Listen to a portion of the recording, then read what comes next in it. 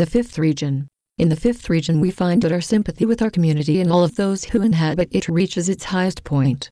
Here, Steiner notes, one grows from a stage similar to attachment to earthly things for their sensory value to attachment to them because they are representative here of God and life in higher realms. We work largely on our sympathy here, so that before we leave it will resonate to all here that is representative of what is holy. From the fifth region we begin to perceive life being resonated and held together by the harmonies which the Pythagoreans called the music of the spheres. This becomes the first region since leaving the material earth where we begin to appreciate the creative force of harmonies. At first we are overwhelmed by the magnificence of the harmonies, the awesomeness of the music. Then when we gradually overcome our initial wonder, we begin to work with the harmonies. As part of our learning process we witness symphonies of life unlike anything we could ever have imagined. With the help of our more experienced fellow souls as well as the ministers of grace, we mix with the harmonies. We vibrate to their resonance and become almost as one with them. We are not allowed to go too deeply into mixing with the music, because we are not yet ready to do so.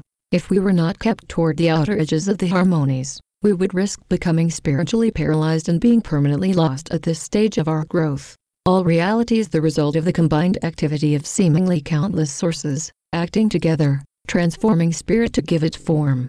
In this way manifest spirit can be said to have compound form, which we do not even begin to understand until we blend with the musical harmonies where we find the combined creative process, or compounding, in a much more primal state of existence. Subsequently, the benefit gained from our experience with the harmonies is that we learn through experience more of how compound reality is manifest. The experience in this region is to move ever closer to our awareness of oneness with our surroundings and to renew this attribute within ourselves. As in the other regions discussed, we cannot cause anything to happen to ourselves or our surroundings. We are changed as is our relationship with our surroundings by being acted upon by the realm and all whom we encounter there. The sixth region. In the sixth region we find those impulses which move us into material action. Void of those things which were acquired in and tied us to the earth, we are able to use this impulse in truly creative fashion. Steiner observed that former artists, musicians, poets, and scientists are especially at home in the sixth region where they learn how to move their creative focus from materiality to spirituality. In the sixth region we are active, but active only with experience. Our experience is transforming but has no external effect. Consequently, we still cannot change anything we find about us, because we left cause and effect a long, long way behind. From here on we are less likely to visit lower regions or the physical earth. In the sixth region we have now moved so far from physical manifestation that we have little interest in the affairs of the earth. We have learned by experience in all of the realms since leaving the earth, but here's where we learn of the blessings of continuous activity for God's sake. The seventh region. In the seventh region where we complete the first stage of growth after a material life lived in the earth, we finally become free of all earthly impulses. Here we find ourselves in a community with all of those who are on the same level as ourselves. We find ourselves in surroundings which are entirely of our own true nature. There are no emblems of materiality here nor are there any resemblances between the forces we encounter and materiality. Here in this final level of growth in this first series of regions, we no longer have any desire to visit the earth nor any preceding realm through which we have traveled. When we first arrived in the seventh region we were certain that we had reached our eternal home. So in tune were we with it that there was not even a hint of internal conflict. We could not conceive of any higher order of life than here, from where we were certain the music of the spheres originated. Gradually we learn that there are higher realms of life, and we are in yet another stage of growth. After the seventh region we will reverse the flow to which we have grown accustomed. Instead of releasing, we will begin acquiring.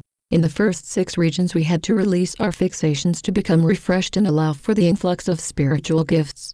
Now, as Swedenborg observed, we will experience influx continually. Here in the seventh region we are prepared for such a condition by the harmonies and every energy which embraces us. We are modified so that we may again receive internal energies more continually. We no longer live in the result of our earthly activities. We live in a region made up of that which is sympathetic to our soul essence. From the soul land to the spirit land. When we have been sufficiently prepared, we leave the entire set of regions in which we released our earthly ties. Rudolf Steiner called the first group of 7 regions the soul land and the next 7 regions the spirit land.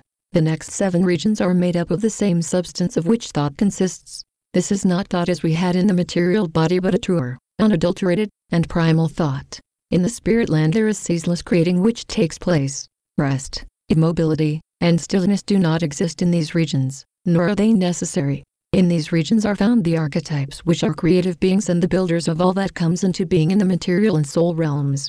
They draw upon spirit from yet higher realms and transform it into a seemingly endless variety of forms which take shape in other realms.